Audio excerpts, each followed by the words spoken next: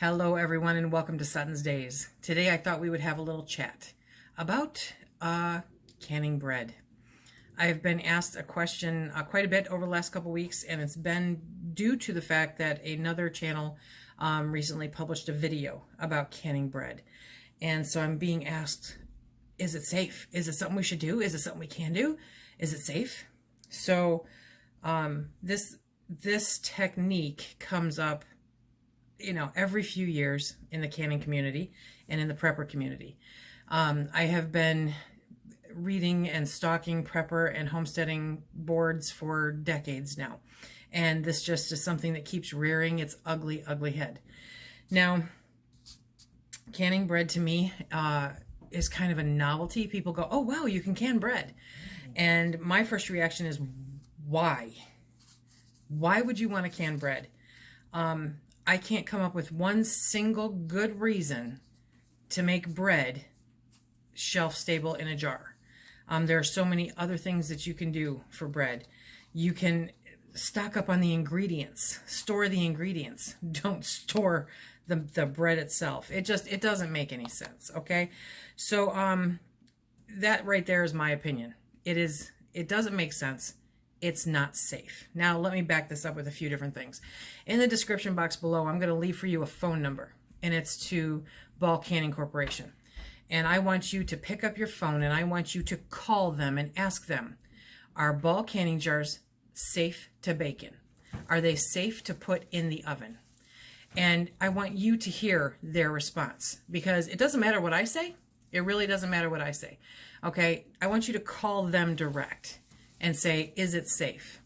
Now, I can tell you, because I have made that phone call, no. They tell you no, it's absolutely not safe, because canning jars are not tempered glass, okay? Liken it to your Pyrex, if you have Pyrex. Pyrex is a tempered glass. You can bake in it, you can microwave in it, you can put it in the refrigerator, and it's safe. It can take the fluctuations in temperature. You cannot do that. And truth be told, I had a piece of Pyrex break on me just recently when I took it out of the oven and emptied the contents into a serving dish, and then I took that Pyrex baking dish and set it down in my stainless steel sink. It was cold that day. The sink was cold, and it shattered my Pyrex, okay? Imagine what it would do to a mason jar that is not a tempered glass. Okay, so let's break this down into a few different pieces, okay?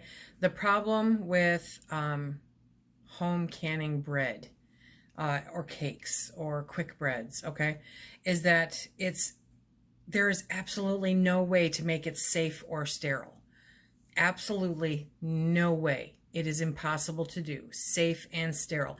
Those are two very, very key components to home preservation.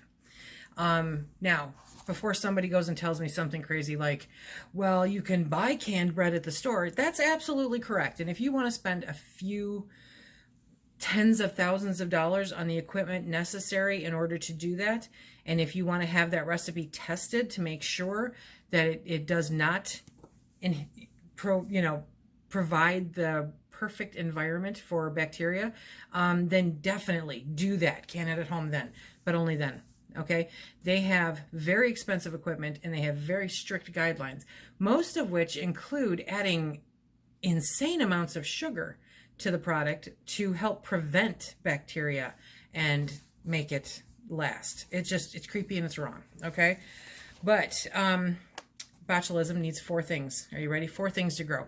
It needs a food source, a non-acidic environment, sufficient moisture, and temperatures between 40 to 130 degrees.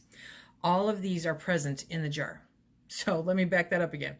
It needs a food source, like say a bread or a cake that has all those little holes and pores and wonderful little places to hide, okay?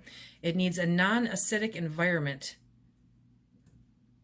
Cakes are non-acidic. Breads are non-acidic. Yep. It needs sufficient moisture. So people are taking these jars out of the oven with this very moist bread, okay? And they are putting a top on it and screwing it down, and the natural suction created by the closed environment with the heat, and they're going, woohoo, it's safe, it's safe. Yeah, no, it's not. No, it's not. But it has trapped all of that moisture in that food source, in that environment, so that it has the perfect condition. It's like a little terrarium.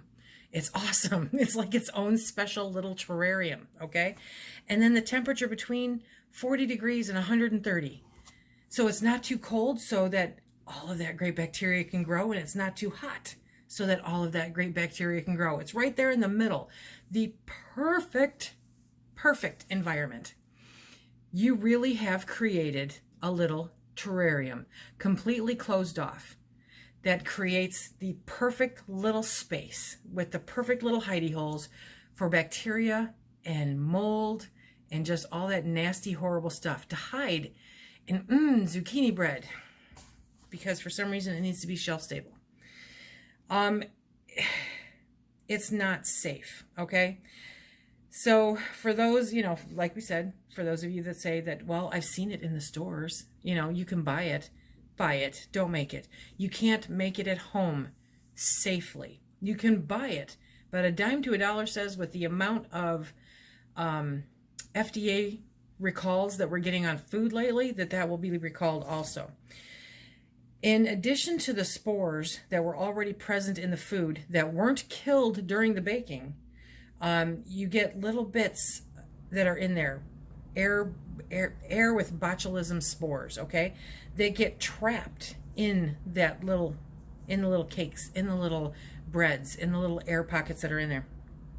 And the spores can be introduced into the batter by being in honey or grated zucchini or dust in the mixing bowl. I mean, there are so many places that can come from, you guys. So there really is no way to make it sterile and safe. Now, there's going to be a bunch of people that say, well, Lisa, we've been doing it forever and we're perfectly fine. And that person on the video said they've been doing it forever and they're perfectly fine. Yep.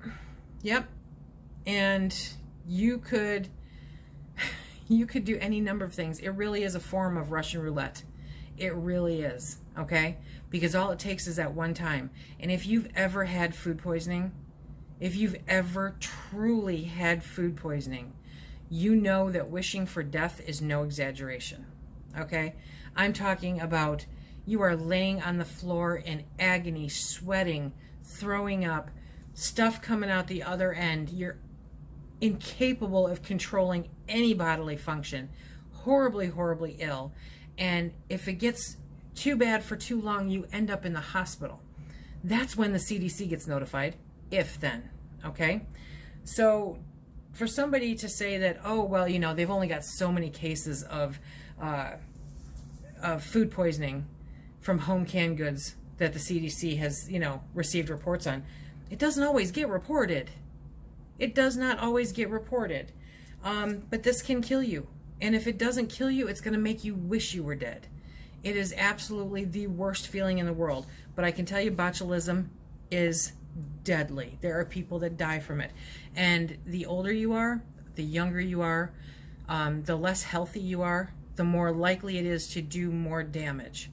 So if you're, you know, a rock star 20-year-old athlete who's on top of the world, it's probably not going to impact you the same way as a 60-year-old who has arthritis and issues with, you know, stomach ulcers or something.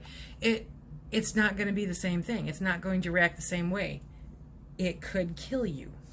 There are any number of places that you can go online, and I printed some of these out just for fun. Utah State University Extension, Penn State Extension, MSUE, Michigan State University Extension. There was another one. I lost a piece of paper. Anyway, there's a whole bunch of them. There's a whole bunch of them that you can go and read about how this is not safe, okay? They say, number one, the jars break. The jars are gonna break, guys.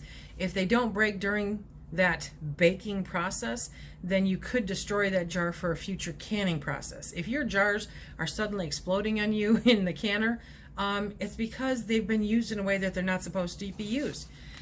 I don't want to hear that you've done it forever. I don't care. I really don't. I use nothing but used jars. I get hardly any breakage at all.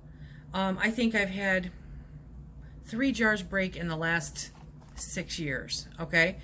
They just don't break when I'm canning. Now I may chip them or something when I'm washing them. That's a totally different deal. But I would not risk those jars and put them in the oven. Brand new ones, the company that makes them says, please don't do that. Again, don't believe me? Call the phone number in the description box below, okay? You can't add the acidic value that you need in order to make them safe. Nobody wants a pickled cake. So using this technique to preserve breads and cakes is not recommended. Many cakes and quick bread recipes often have little or no acid, resulting in a pH range above 4.6. A pH of this level will support the growth of pathogenic organisms that cause foodborne illness. It just gets repetitive. It just keeps saying the same thing over and over again. Banana nut bread, zucchini bread, or similar products should be either eaten fresh or frozen immediately. You cannot eat them. Don't can them and don't eat them if someone else gives them to you. They're not safe, and better their feelings than your health, okay? People are just talking about this all over the place again, and it is just, it's sad. It's really sad, okay? Because you get a lot of new canners that are very confused, that go, oh, look at, you can can cake. Again, I tell you, I ask you, I tell you, go stock up on flour, go stock up on sugar. Freeze or can the fruit or vegetable that you want to use in your cakes or your breads, okay? Buy your salt, buy your yeast. Have the ingredients. And when you want a cake or quick bread, make it. But don't can it. That doesn't make sense. It should not make sense for preppers, and it should not make sense for people who are trying to put sustainable, healthy food on their shelves. It's a novelty that quite literally has the possibility of killing you. Simply put, it does. And I hate making these kinds of videos. They're not fun. They are not fun, and I like having fun. But I can't stand hearing people talk about doing these kinds of things that could possibly harm themselves or their family. Now, you know the rules here and in our Facebook group, SuttonsDaze Friends. Know the science, understand the science, read about it, learn it, and then make an educated decision, an educated choice for you and your family. You are going to be responsible for this. So if you can up something like zucchini bread and then put it on your shelf and go back to it in a month or 2 later, and one of your family eat it, God forbid one of your children eats it and gets really, really sick, you are the one that is responsible for that. It is your responsibility, your issue, and your choice that caused that illness.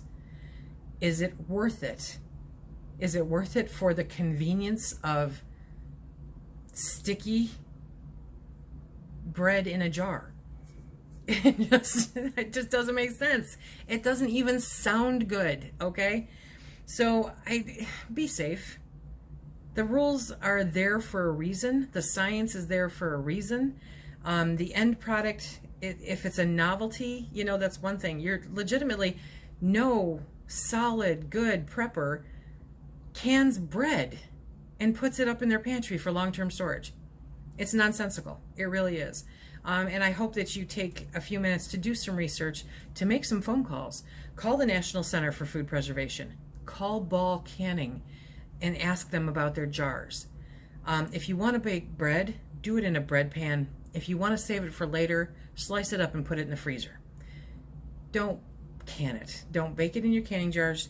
Don't put a lid on it. Don't put it up in your pantry, because it's a recipe for disaster. And that's exactly what we're fighting against here. We want better food for our family and our friends.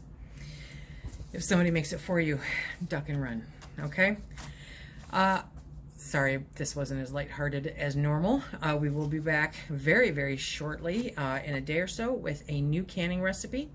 And remember, if you like what we do here, please hit that like, subscribe, and share. Check us out on Instagram, Facebook, and Twitter. And remember, until the next time, be safe.